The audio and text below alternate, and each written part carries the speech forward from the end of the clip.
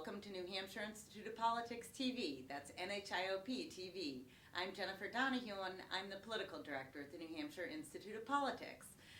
Today, we're joined by Jonathan Martin, who is senior political reporter for Politico.com, a website that gets traffic from certainly the junkies and also the average political consumer. And we're lucky that Jonathan is with us here today. Thank you for having me. Great to be here. Thanks for being here.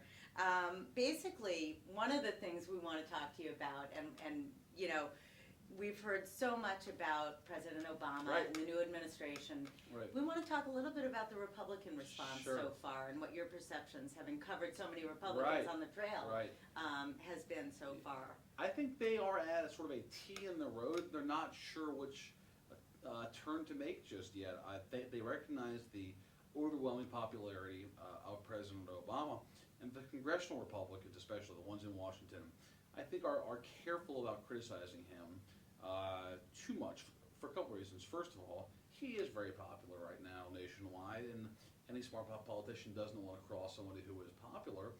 But secondly, I think it's because he really is reaching out to them, and they do want to give him a shot, just see what kind of president he's going to be.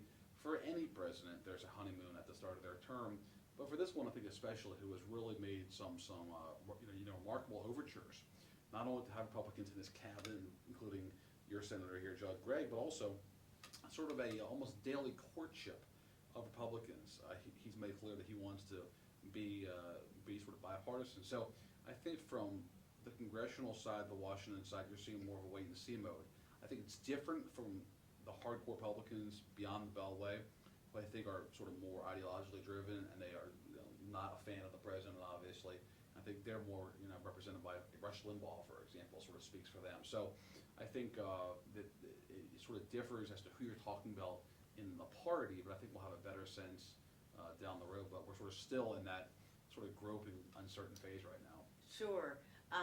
And in terms of the uncertainty, how are Republicans, from your perspective, working to pull things together and get out of, the sort of the wilderness, even. Rut, I guess.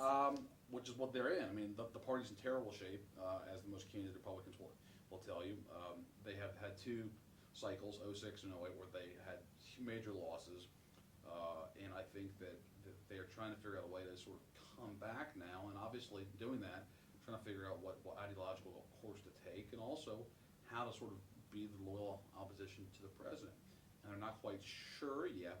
The early indications, I think, are that they will try and run as much against Senator Reid and Speaker Pelosi as they will Obama. And there's a good reason for that. I mean, the Democrats in Congress are not popular at all. They are the exact opposite of President Obama. So it's easier for them to beat up on the congressional leadership than it is the popular president. So, for example, they, in the House, in the first vote, overwhelmingly opposed the stimulus bill.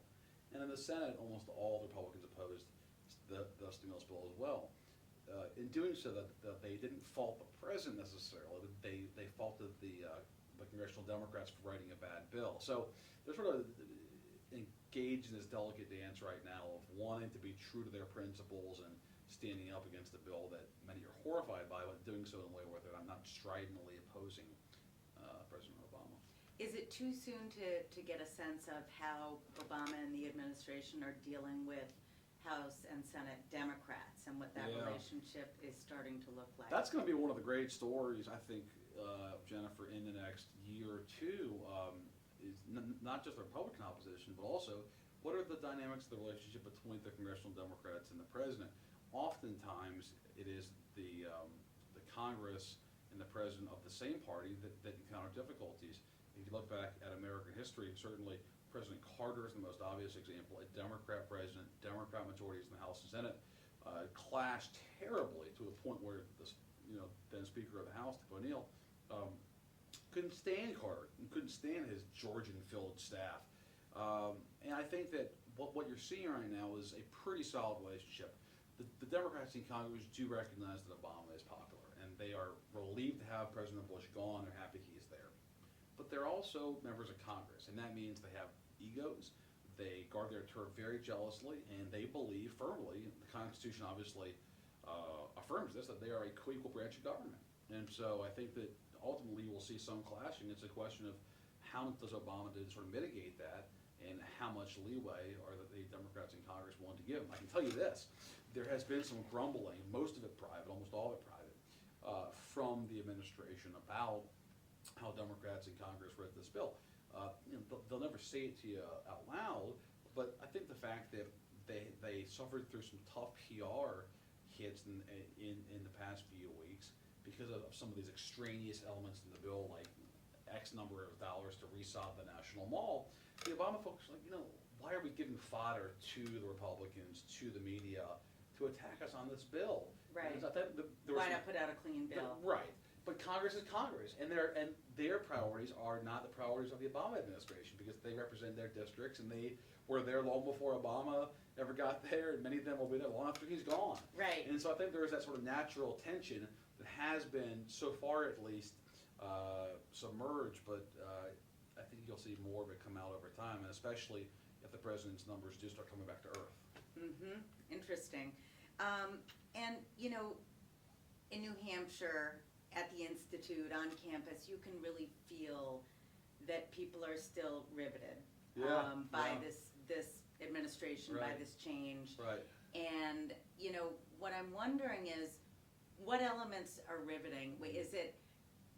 Are we excited? Are we waiting for a mistake? I mean, what is keeping people on this political story for so long? Yeah, I think it's the newness of it all. And I think you can't separate the racial element. It is an historic event. Not just to have an African-American president, but the African-American family in the White House is profoundly, I think, fascinating for a lot of folks. I think that is one. Also, I think it's his age, and his kids are young. We just haven't had this for some time. It is so different. So I think that is keeping us interested. But also, he's a fascinating person. His background and sort of his speaking skills. I think we just haven't had this, and it is something that when you combine it, Jennifer, with the tough times that we're in, it makes for a big story. If he had been coming in, let's say in 2000, when there was peace and prosperity, effectively, it would still have been a fascinating story. I'm not sure it would have been a consequential story, because he's coming at a time where we're facing a severe economic crisis and major threats abroad. And so I think it's a combination of somebody very new and different and serious challenges. Absolutely. Well, Jonathan, thank you so much for sharing your insights. Thank you. Appreciate it. Thanks for having me.